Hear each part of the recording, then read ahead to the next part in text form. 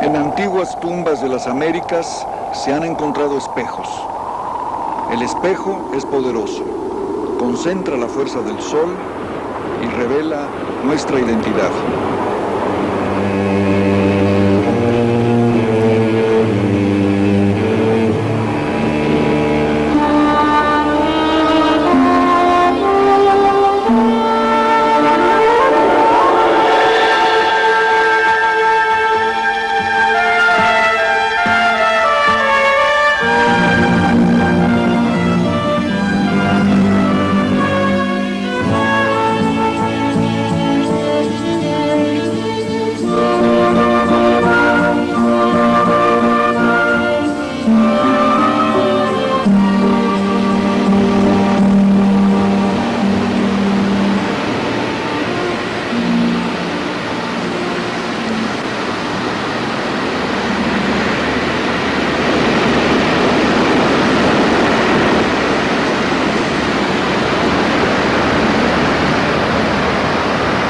El 12 de octubre de 1492, Cristóbal Colón desembarcó en una pequeña isla del hemisferio occidental. En estas islas, que él llamó las Indias, Colón estableció las primeras poblaciones europeas, mandó construir las primeras iglesias y celebrar las primeras misas cristianas del Nuevo Mundo. Colón creyó que había descubierto el paraíso terrestre habitado por el buen salvaje. Pero pocos años más tarde, debido al propio Colón, el paraíso terrestre estaba devastado y el buen salvaje encadenado. 500 años más tarde se nos pidió celebrar el 5º centenario del descubrimiento de América, indudablemente uno de los grandes acontecimientos de la historia humana, un viraje que señaló el advenimiento de la edad moderna. Pero muchos de nosotros en la parte hispanoparlante de las Américas nos preguntamos, ¿hay algo que celebrar?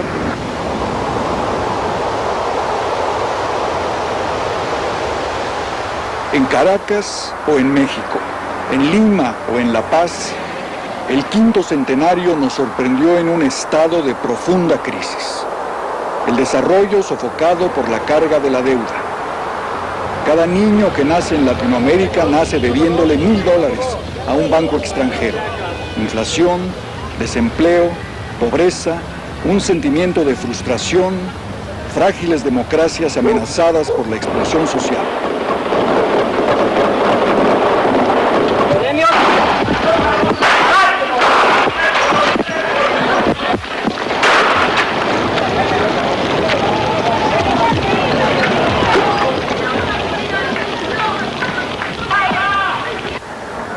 Sin embargo, yo creo que a pesar de todos nuestros fracasos políticos y económicos, sí tenemos algo que celebrar.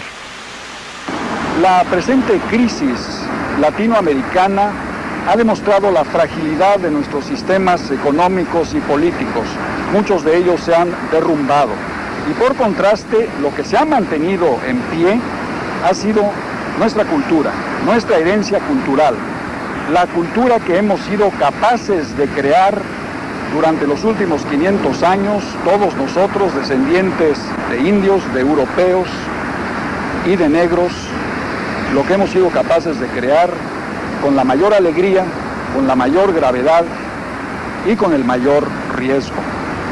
Esto es lo que quiero celebrar y lo que quiero tratar en esta serie, de la manera más objetiva posible, porque se trata de temas emocionalmente muy cargados y de una civilización sumamente compleja, pero lo más apasionadamente posible también, porque son temas que me conciernen íntimamente como hombre, como escritor y como ciudadano. ¿No la jornada, por favor? Y si personalmente buscase un sitio donde anclar mi vida de hombre, escritor y ciudadano de las Américas, ¿cuál sería?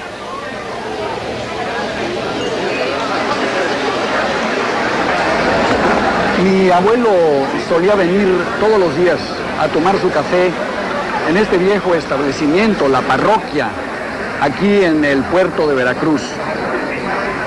La parroquia es un lugar para mí lleno de memorias de familia y de asociaciones sensitivas. Me parece estar oyendo a mi abuelo tocar con su cuchara para llamar la atención de un mesero. Tanto mi padre como mi abuelo nacieron y crecieron aquí en el Puerto Jarocho. Eran mexicanos de segunda y tercera generación, descendientes de inmigrantes llegados de España y de Alemania. Pero mi bisabuela, por el lado materno, vivía en el estado norteño de Sonora y tenía sangre yaqui, india. Y sin embargo, quizás sus antepasados también vinieron de otra parte, posiblemente desde Asia a través del estrecho de Bering hace miles de años. Es decir, que todos somos inmigrantes en este bien llamado Nuevo Mundo.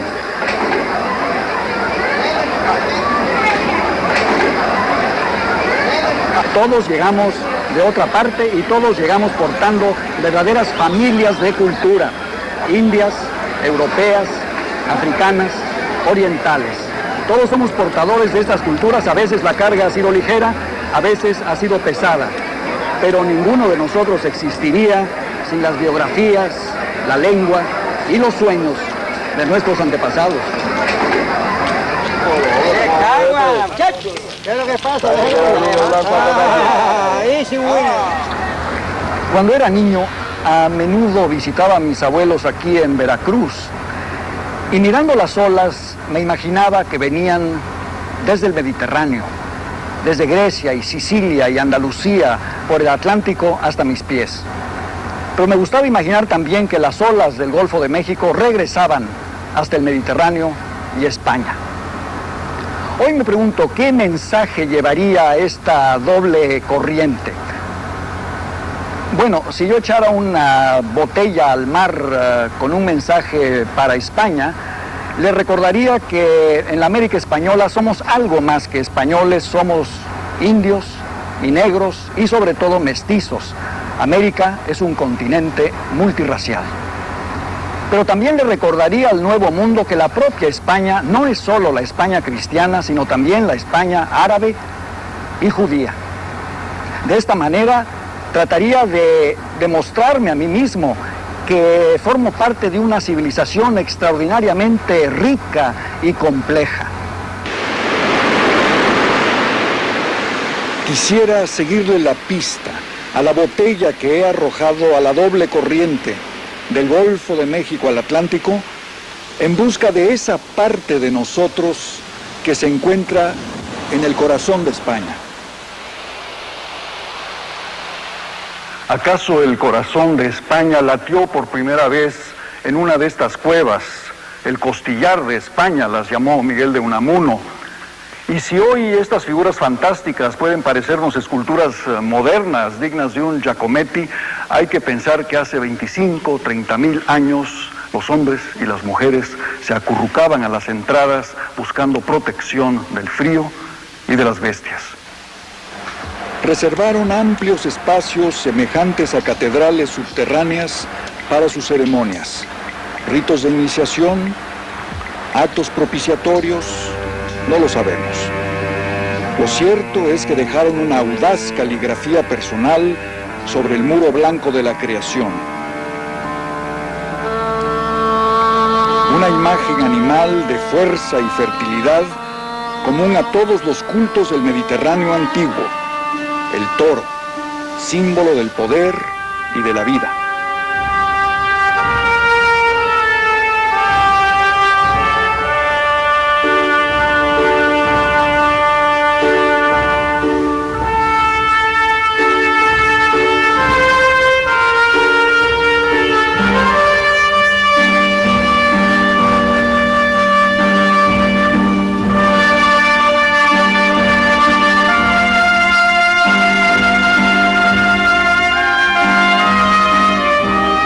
El mapa de España está entrecruzado por las cicatrices de muchas culturas. Los iberos primero, seguidos de los fenicios y los celtas, griegos, cartagineses y romanos.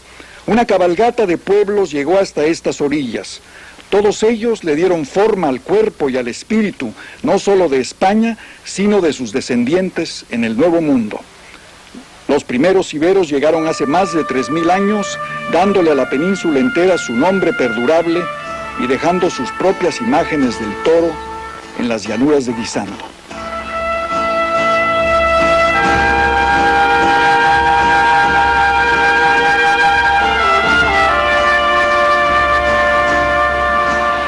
El toro es una de las más antiguas memorias recurrentes del pueblo español. En efecto, se ha convertido en el símbolo de España.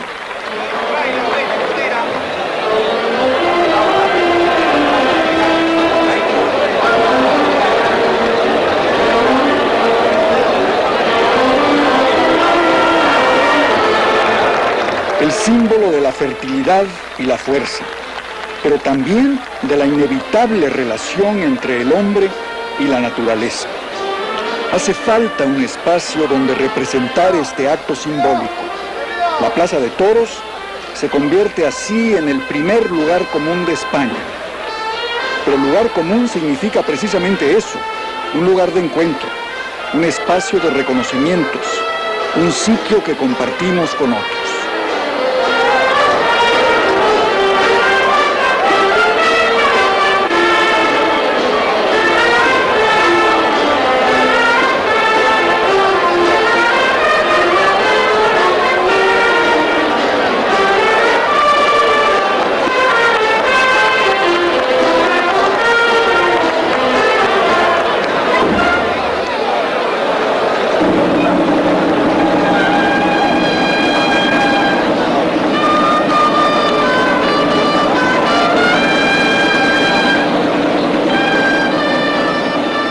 La plaza es el lugar donde se reúne el pueblo y es el lugar donde aparece el toro, símbolo de la naturaleza, huyendo cuando embiste, peligrosamente asustado, amenazado, pero también amenazante, cruzando sin cesar la frontera entre el sol y la sombra que divide a la plaza como el día y la noche, como la vida y la muerte, hasta encontrarse con el antagonista humano, el matador, en su traje de luces.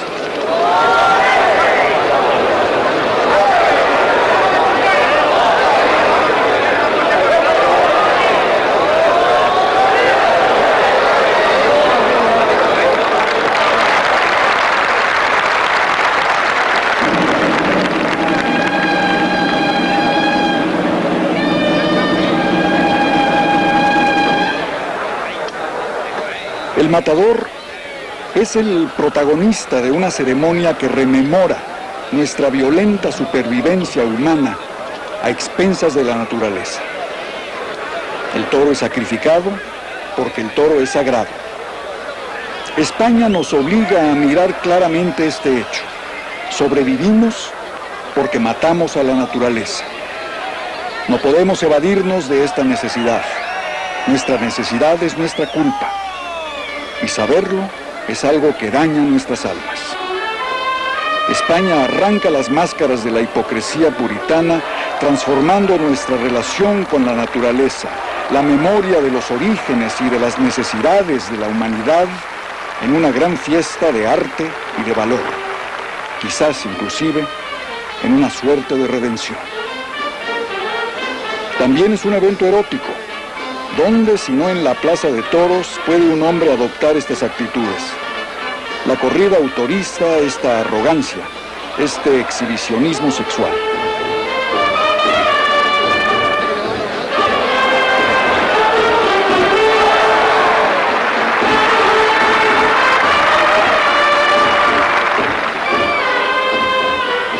Pues el joven matador es el príncipe del pueblo, elevado por el pueblo al nivel de la aristocracia. Un príncipe mortal que puede matar solo porque él mismo se expone a la muerte.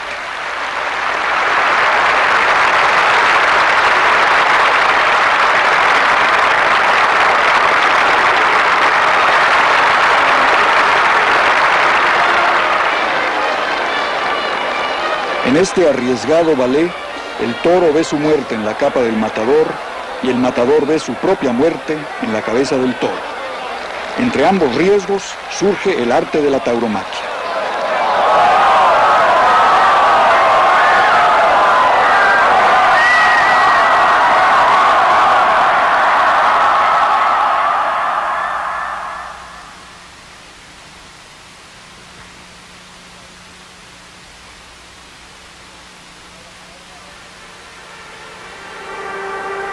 veces el torero es corneado, pero casi siempre el toro es matado. Y sin embargo, aun cuando mata al toro, el matador sabe que él, el hombre, es mortal, pero que la naturaleza, el toro, es realmente inmortal. Y entonces, solo entonces, cuando todos estos elementos se reúnen, el hombre y el toro, el pueblo, la naturaleza y la muerte, empezamos a comprender lo que es la fiesta brava.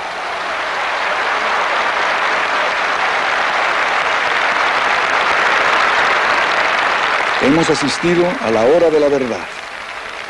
Y sin embargo, a veces me pregunto, mi emoción cuando asisto a esta ceremonia es algo que no puedo separar de mi pasado familiar, mi memoria, mi cultura. Se trata de un vulnerable entusiasmo compartido solamente por España y por los hispanoamericanos.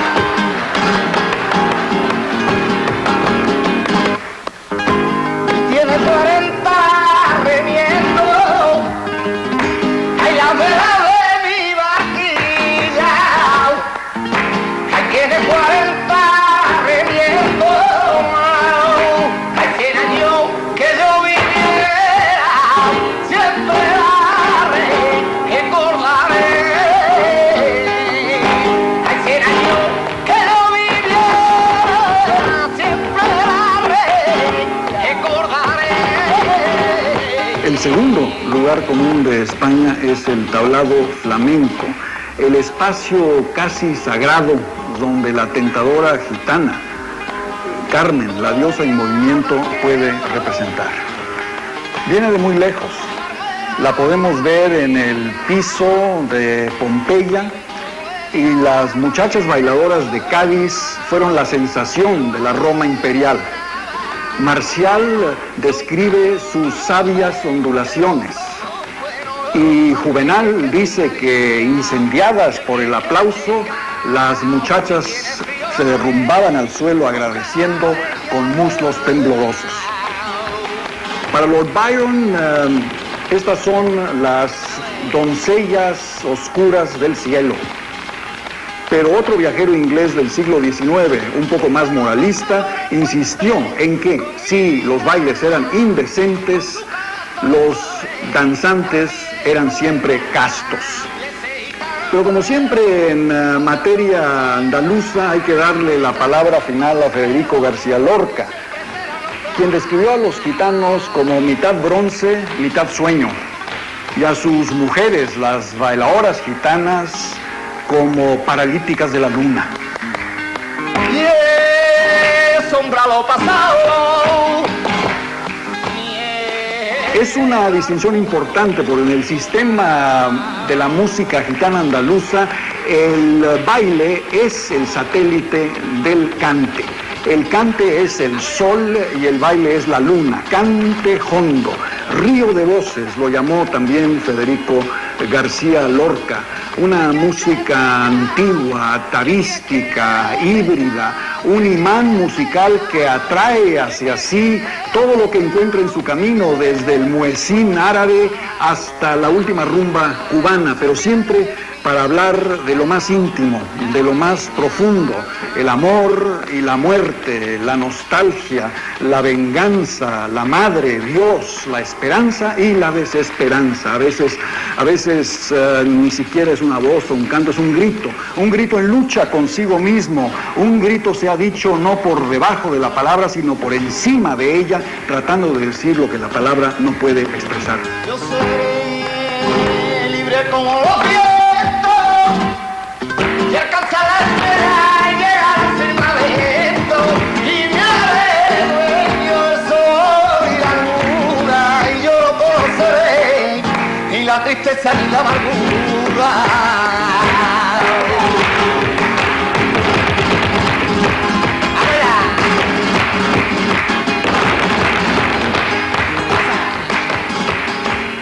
nosotros, en nuestra cultura hispánica, los toros y el flamenco son las grandes maneras de liberar el alma, tanto individual como colectivamente.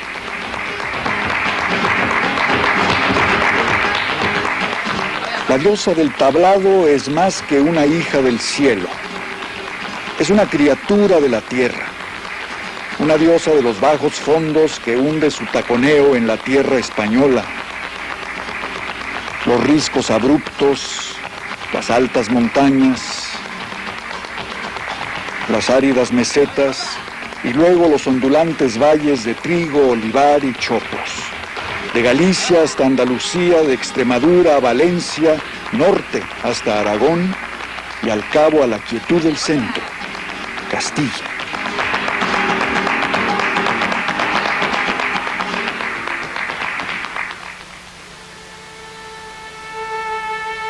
De la tierra surgieron las poderosas imágenes de las madres de España, las diosas terrenales de Iberia, la dama de Baza y la dama de Elche.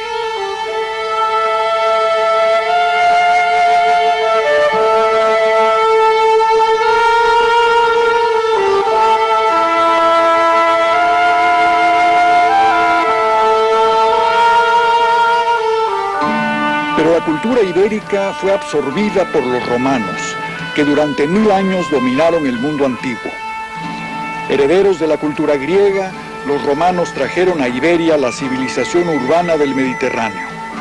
Pero a diferencia de los griegos, Roma no permaneció en las costas, sino que penetró al corazón de la península, construyendo una red interior de ciudades comunicadas por carreteras y acueductos. España se creó a sí misma en el conflicto entre el sentido romano del Estado y el derecho y el sentido ibérico del individualismo y el honor, Estado e individuo. ¿Cómo conciliarlos? Uno de los grandes filósofos de la antigüedad nació en la Córdoba romana, Séneca el estoico. Y este fue su mensaje: no permitas que nada te conquiste salvo tu propia alma. El alma es el único refugio del ser humano en tiempo de tormentas. Hasta el día de hoy, en Andalucía, Séneca significa sabio, y ser sabio consiste en entender que la vida no es feliz. Pues en un mundo feliz, ¿para qué servirían los filósofos? El tipo humano que heredó esta mezcla de estoicismo romano e individualismo ibérico fue retratado siglos después por el Greco en esta imagen de la hidalguía, el retrato del hombre verdadero, el hombre de honor.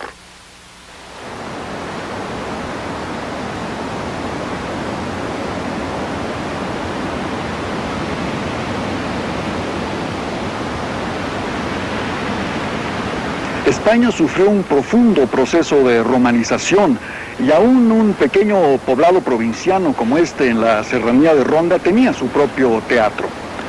Pero aunque la sabiduría de Roma, derecho, filosofía, lenguaje, habría de permanecer en España, el imperio mismo iba a perecer. Los primeros cristianos aparecieron en España en el primer siglo de nuestra era. Y enseguida una ola de invasiones germánicas, incluyendo a los vándalos, acabó con el poder de Roma y culminó con el régimen de los visigodos, cristianos de nombre, bárbaros de hecho y afortunadamente de poca duración en la historia.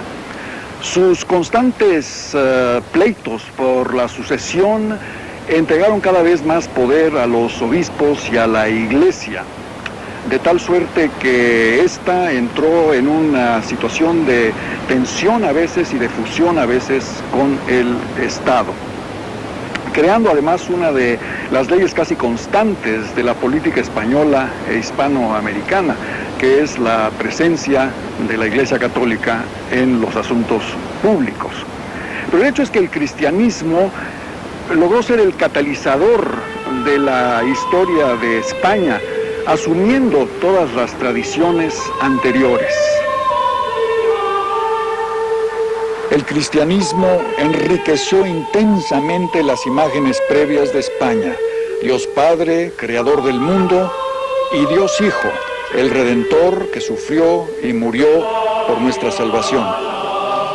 El Padre, el Hijo y nuevamente la figura materna, la Madonna que da vida y protección. Cristo, nacido de una virgen y por ello objeto de la fe. Debes creer aunque no comprendas. La figura materna alcanza su máximo significado en la liga entre la Virgen y su Hijo. Pasión y compasión que se hallan en el centro mismo del más exaltante e inquietante, el más sensual y el más místico de todos los espectáculos españoles, la Semana Santa en Sevilla.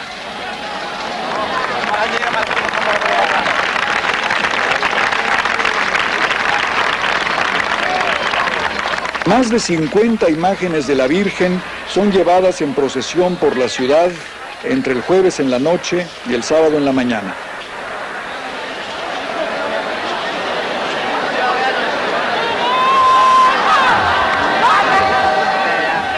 En cada barrio, los hombres, sin distinción de clases, marchan en hermandades, honrando a su propia Virgen y haciendo penitencia por el amor de Cristo y su Madre.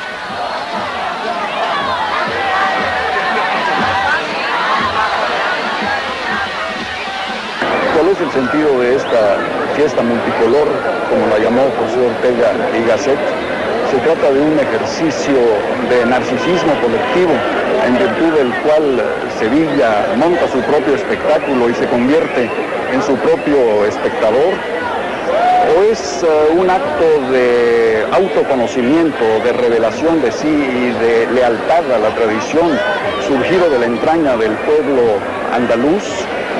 Se trata de una manera de absorber el impacto cultural de tantas razas, griegos, romanos, árabes en su encuentro con Andalucía, una Andalucía que los funde a todos en su propio sentimiento de sensualidad religiosa y de sacralidad pagana. La figura de la Virgen que vemos pasar semeja a una emperatriz bizantina.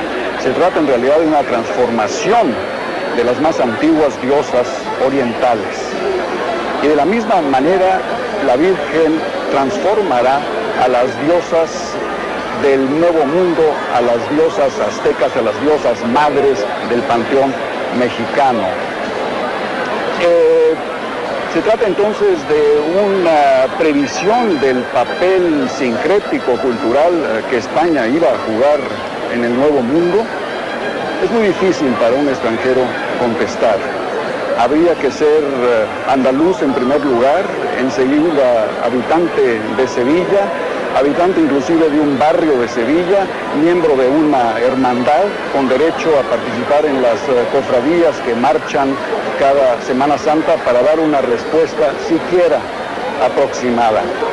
Se queda el extranjero con la impresión de que en esta gran ceremonia la apariencia brillante, la brillante superficie es el significado, revelando y ocultando al mismo tiempo el sentido religioso, profano, erótico y juguetón, lúdico de este magnífico espectáculo.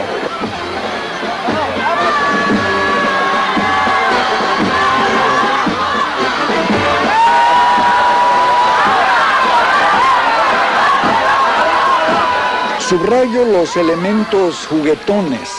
Ellos explican los gritos que siguen a la Virgen por donde pasa, guapa, guapa, o la canción gitana que dice, el niño Dios se ha perdido. La Virgen lo anda buscando, lo encuentra al lado del río, jugando con los gitanos.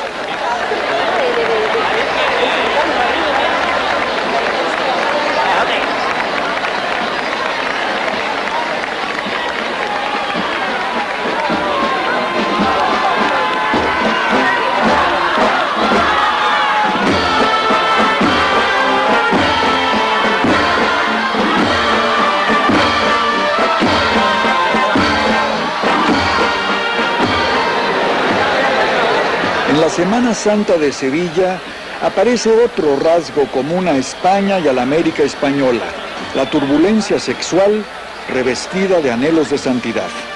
La sensualidad reprimida por la fe, pero sublimada por la mística.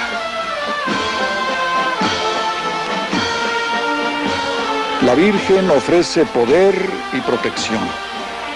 Su poder viene del amor. Se la conoce íntimamente. Vive todo el año en Sevilla. Es parte de la familia. Es la Virgen de la Macarena, la Madre Dolorosa, la patrona de los toreros, llorando la muerte de todos sus hijos.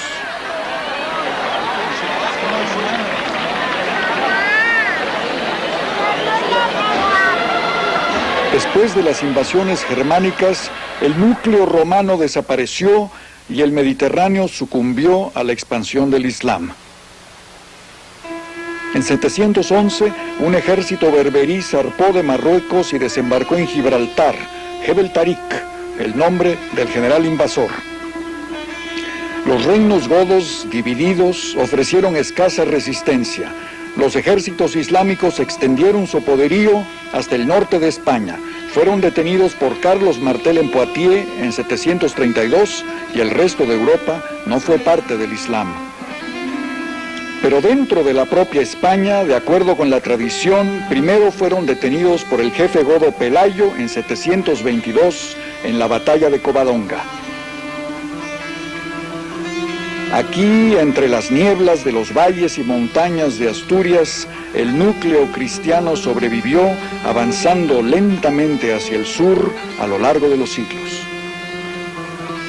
Durante más de 700 años, entre 711 y 1492, cristianos y musulmanes se contemplaron unos a otros desde fronteras crepusculares, combatiéndose, pero también mezclándose, canjeando culturas, sangre y pasión, pero también sabiduría y lenguaje. Una cuarta parte de las palabras en castellano son de origen árabe. Cerrado el paso al resto de Europa, los musulmanes se instalaron en España y ahí crearon la cultura más humana y brillante de la Edad Media. A una Europa ensombrecida por la barbarie, los árabes trajeron música y arquitectura, ciencia, medicina, matemáticas, astronomía y los textos perdidos de la filosofía griega.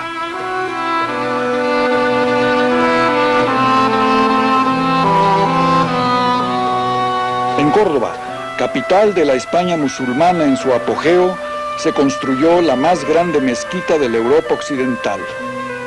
Visión sin centro del infinito, en la mezquita de Córdoba podemos imaginar a Dios y al hombre buscándose en un bosque de columnas, laberinto de piedra, a punto de transformarse en miles de espejos.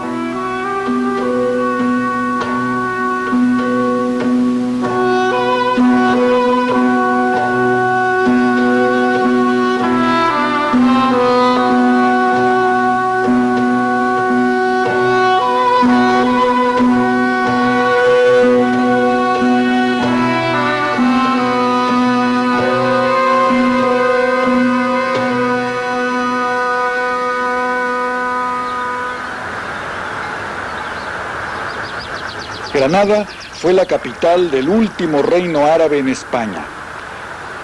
Pero aproximándose a ella, hay que imaginar que una vez no hubo nada aquí, salvo el valle, el río y la sierra.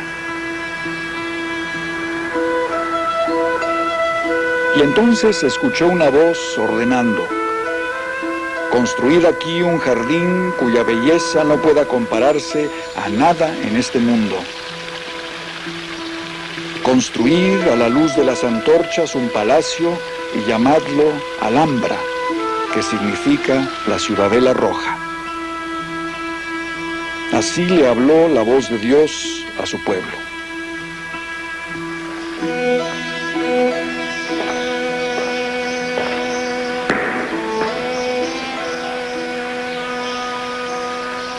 El pueblo del desierto llegó hasta aquí y descansó.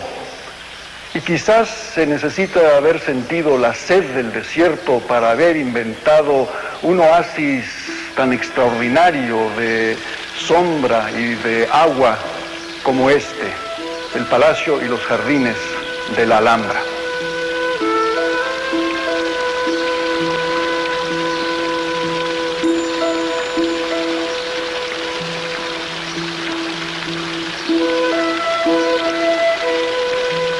Pero no solo el agua fluye por el palacio de la Alhambra.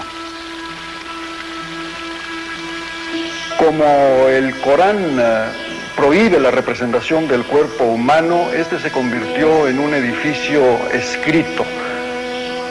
Su cuerpo lleno de signos, contando sus cuentos y cantando sus poemas desde sus muros inscritos.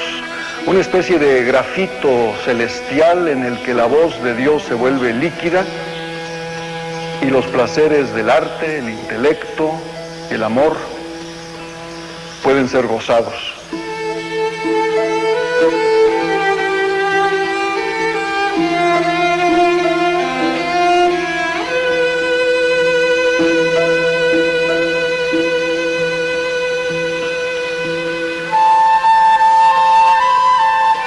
Con razón, un famoso dicho dice: no hay pena más grande que ser ciego en Granada.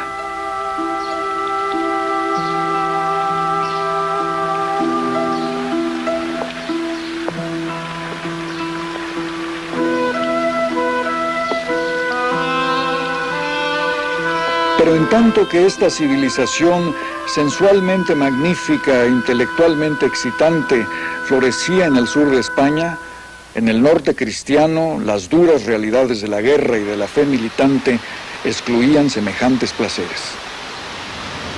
España fue el único gran país europeo que no fue a las cruzadas.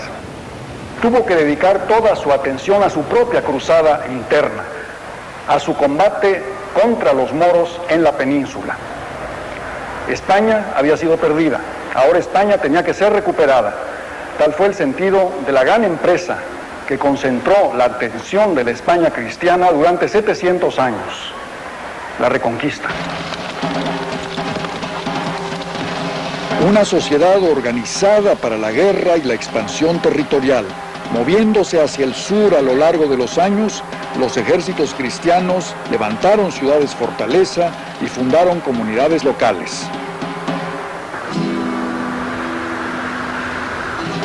El comercio y la guerra animaron la aparición de reinos cristianos, pero también de ciudades independientes, asambleas municipales, fueros locales y poderes de justicia, creando un conjunto de libertades civiles. De este complejo movimiento surgieron las Cortes españolas, los primeros parlamentos del occidente europeo. Y este es el origen de la democracia española e hispanoamericana, tantas veces derrotada, pero jamás destruida. Nuestra actual y frágil vida democrática tiene sus raíces en estas comunidades medievales. El pueblo creó las bases para el autogobierno desde abajo, fundado en sus necesidades reales y en los lazos de confianza que unían a los ciudadanos, a los cuales, escribió Alfonso el Sabio, los reyes deben honrar porque ellos son la raíz de los reinos. Pero los ciudadanos no siempre serían honrados por la fuerza opuesta, el gobierno desde arriba y desde el centro. Poderosas dinastías surgieron para combatir la dominación árabe. Un caballero armado podía llegar lejos. Ganamos el pan luchando contra los moros. Así habló el Cid, Rodrigo Díaz, nacido en Vivar cerca de Burgos en 1043 y muerto en 1099 en la Valencia por él reconquistada.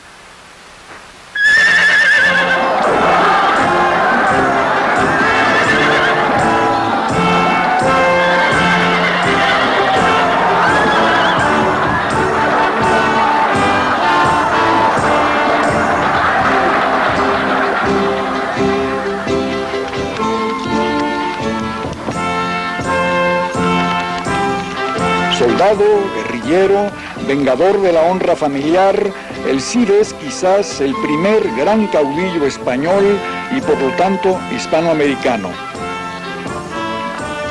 Su nombre es árabe, el Cid, mi señor. Y establece la larga tradición del jefe militar como árbitro del poder y cabeza de un ejército fuerte y rico, recompensado por su jefe generoso con tierra y botín. Pues había un jefe aún más poderoso que el Cid en la cruzada española contra los moros, y este era nada menos que Santiago, uno de los 12 apóstoles. Santiago apóstol, montado sobre su caballo blanco, mostrará el camino hacia la reconquista de España.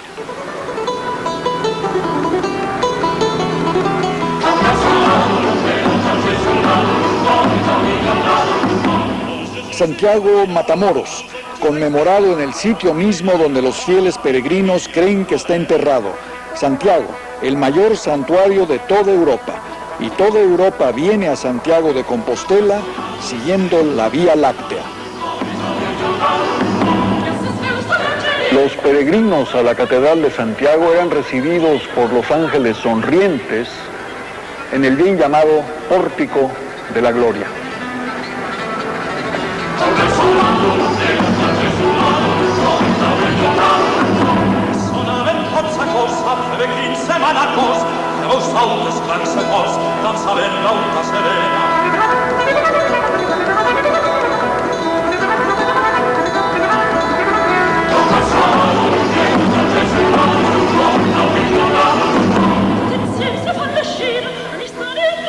El profeta Daniel es la Mona Lisa de la Edad Media y su sonrisa enigmática nos dice que el mundo está bien ordenado, seguro y cierto bajo la arquitectura de Dios. Los santos aquí están en conversación como una especie de cóctel celestial. ¿Y de qué podrán estar hablando? Seguramente de la admirable simetría del mundo medieval cristiano, donde todo y todos conocían perfectamente su lugar y donde la verdad colectiva había para siempre desterrado la vanidad individual.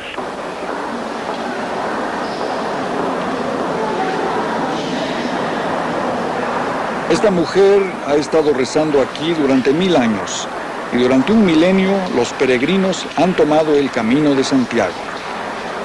Príncipes y abades, mercaderes, mendigos y bandidos, lombardos y franceses, ingleses e inglesas, muy apreciadas en el camino de Santiago. Todos están aquí en una especie de mercado común europeo original, financiando la reconquista, trayendo y llevando comercio, cultura, actividad, violencia y hedor.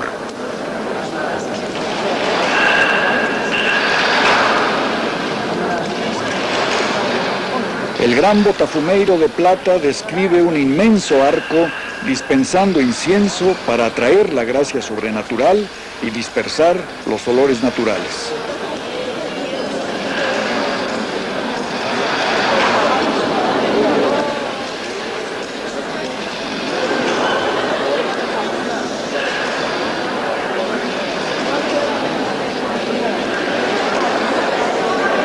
Olor de santidad. Tal era el eufemismo empleado para describir a la masa de peregrinos que venían al santuario de Santiago.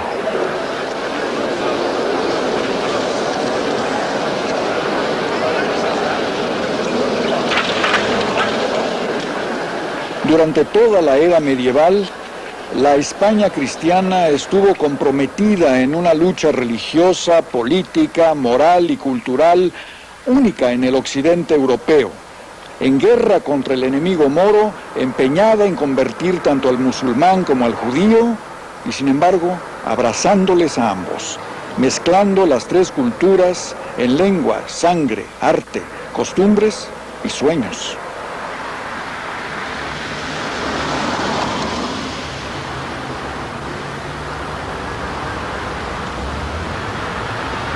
Esta es la tumba de San Fernando, es decir, del rey Fernando III de Castilla, enterrado aquí en la catedral de esta Sevilla, que él liberó del poder de los moros en el año 1248. Aquí yace el guerrero cristiano capaz de proteger a los judíos de España contra una orden del Papa exigiéndoles que se pusieran una insignia, una estigmata, denunciándolos como judíos en sus ropajes. La tumba de San Fernando tiene inscripciones en las 4 lenguas de la continuidad cultural de España: árabe, hebreo, latín y español. Alfonso X de Castilla convirtió esta biblioteca de la Universidad de Salamanca en la primera biblioteca pública con un bibliotecario pagado de España, de manera que este lugar es un digno tributo al monarca que en su propia vida fue llamado el Sabio. Alfonso el Sabio atrajo a su corte a los intelectuales judíos, los traductores árabes, los trovadores provenzales, a fin de fijar la cultura de su tiempo.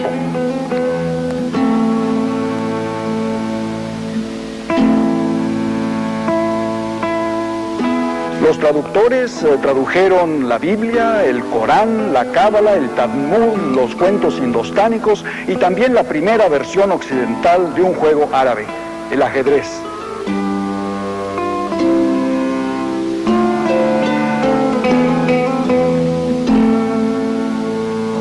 Establecieron las leyes y la historia de España.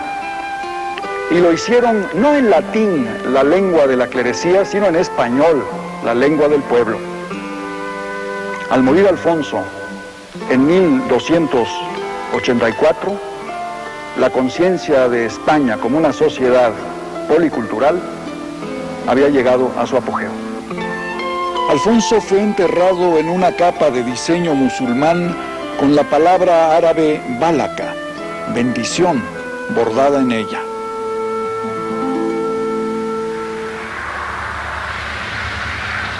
Los judíos, instalados en España desde los tiempos romanos, eran no solo intelectuales, sino artesanos, agricultores, mercaderes, financieros de la corona, administradores, embajadores y médicos. Pero a medida que la reconquista ganaba terreno, la intolerancia le seguía el paso. En tiempos de crisis económica, era fácil encontrar un chivo expiatorio en los judíos y atacarles con violencia irracional. Miles de judíos se convirtieron al cristianismo solo para ser sospechados de herejía. En 1469, la reina Isabel de Castilla y el rey Fernando de Aragón se unieron en matrimonio.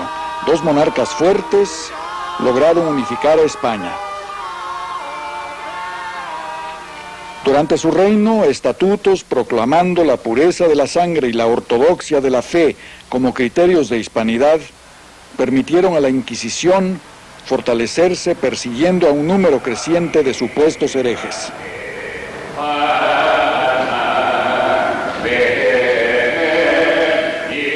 En 1492, los reyes católicos expulsaron a los judíos. Con la comunidad hebrea se fueron muchos de los talentos que España pronto necesitaría para administrar su imperio mundial. Solo 500 años más tarde, España volvió a abrirle los brazos a sus judíos sefarditas.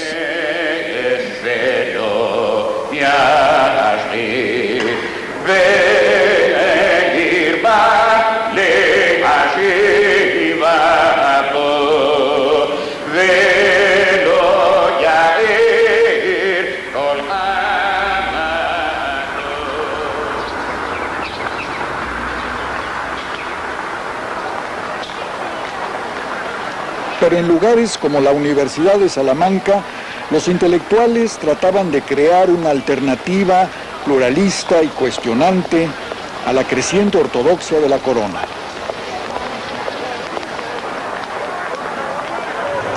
Tolerancia o intolerancia, es decir, respeto hacia el punto de vista ajeno, derecho a criticar y a inquirir, o la Inquisición pura y simple, el mundo de Fray Luis de León o el mundo de Torquemada.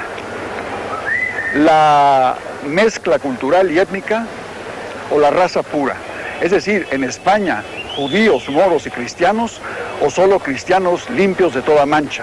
Y en el Nuevo Mundo, indios, africanos y europeos o solo europeos. Autoridad central o local, es decir, la corona o las comunidades, el poder desde arriba o el poder desde abajo. Y quizá la cuestión que las contiene a todas, tradición o cambio.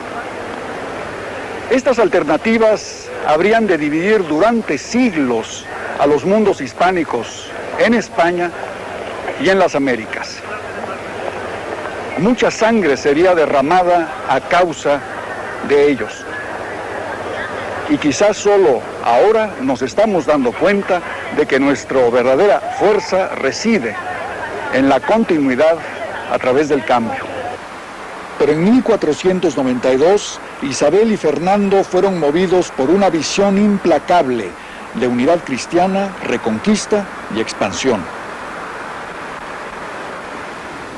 Los moros tenían que ser vencidos a fin de que la reconquista terminase de una vez por todas y España asumiese su legítimo lugar entre las naciones-estado de la Europa emergente.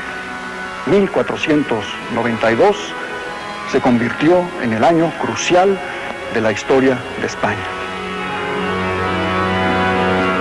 Los monarcas españoles iniciaron su ataque contra el último reino moro de la península, Granada.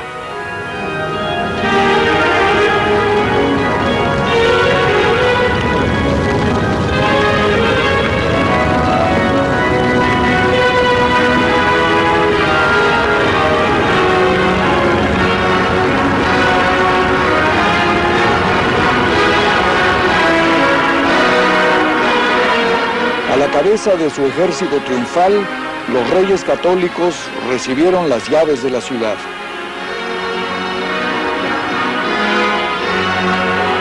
Bajo los estandartes de la Virgen María y de Santiago Matamoros, Isabel y Fernando habían logrado la victoria final de la Reconquista.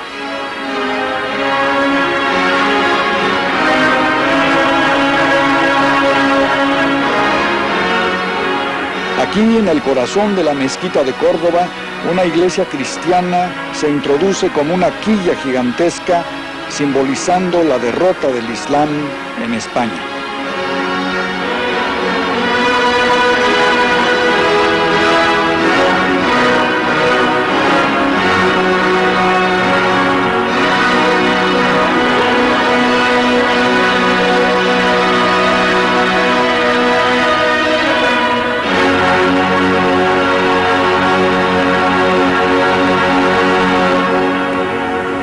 A mediados del siglo XV, era evidente que una gran revolución se gestaba en Europa.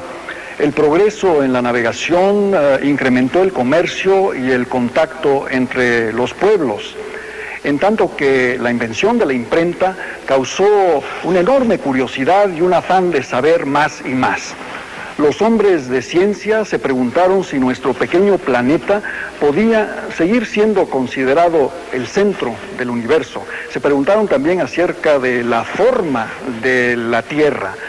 Y los artistas y humanistas se interrogaron a su vez acerca de la forma de la presencia humana en la Tierra, incluso acerca de la forma de los cuerpos de los hombres y las mujeres, tratando de establecer una nueva perspectiva acerca de nuestra residencia en la Tierra, celebrando el aquí y el ahora más que el destino eterno. El cambio estaba en el aire, un sentido de inminente descubrimiento, expansión, renovación, obligó a cada Estado europeo a hacer un balance de sí mismo y preguntarse qué función, qué posición iban a asumir los Estados-nación en el nuevo orden internacional creado, definido por una sola palabra: el Renacimiento.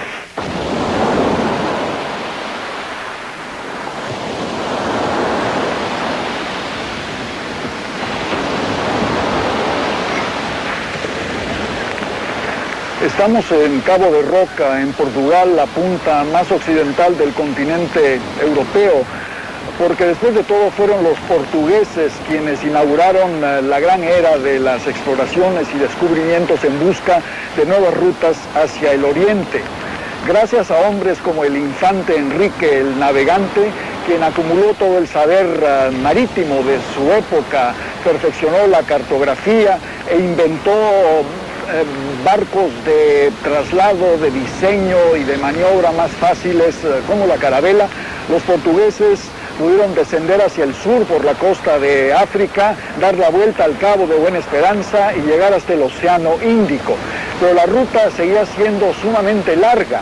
Yo la puedo acortar, dijo un marinero fogoso y testarudo proveniente de Génova. Yo puedo navegar hacia el occidente y llegar al oriente. ¿Por qué? Simplemente porque la tierra es redonda. Su nombre era Cristóforo Colombo, Cristóbal Colón. La corte de Portugal no le hizo caso, pero los reyes católicos de España, Fernando e Isabel, después de la gran victoria sobre los moros en Granada, decidieron apoyarlo y le permitieron llevar a cabo el tercer gran evento de ese año crucial de la historia de España, 1492, el llamado descubrimiento de América. Todo descubrimiento es mutuo, y si los europeos descubrieron el continente americano, también es cierto que los indígenas americanos descubrieron a los europeos. Y se preguntaron si estos hombres blancos y barbados eran dioses o eran mortales, tan compasivos como sus cruces lo proclamaban o tan despiadados como sus espadas lo demostraban. En todo caso, para estos hombres salidos de los pueblos de la España medieval, el descubrimiento de un nuevo mundo fue un acontecimiento que llegó al alma misma de su experiencia histórica. Ellos eran, al fin y al cabo, los portadores de la energía de la reconquista, 700 años de lucha contra el infiel. Pero por el otro lado, eran herederos de la más extraordinaria experiencia policultural de la Europa medieval, la coexistencia en tensión y en creación, también durante 7 siglos, entre cristianos, moros y judíos. Ahora España se enfrentaba a lo radicalmente otro, gente, hombres y mujeres de otra raza, de otra cultura. ¿Quiénes eran? ¿Cuál era la forma de su alma? ¿Tenían siquiera un alma? Estas preguntas dividieron el corazón de España. Y si una mitad de ese corazón le decía a España conquista, la otra mitad le recordaba: no te dejes conquistar por nada salvo tu propia alma. Conquista de América, descubrimiento, invención, encuentro con América, llamémoslo como lo llamemos, fue una gran empresa épica, compasiva, a veces, otras veces cruel y sanguinaria, pero en todo caso conflictiva.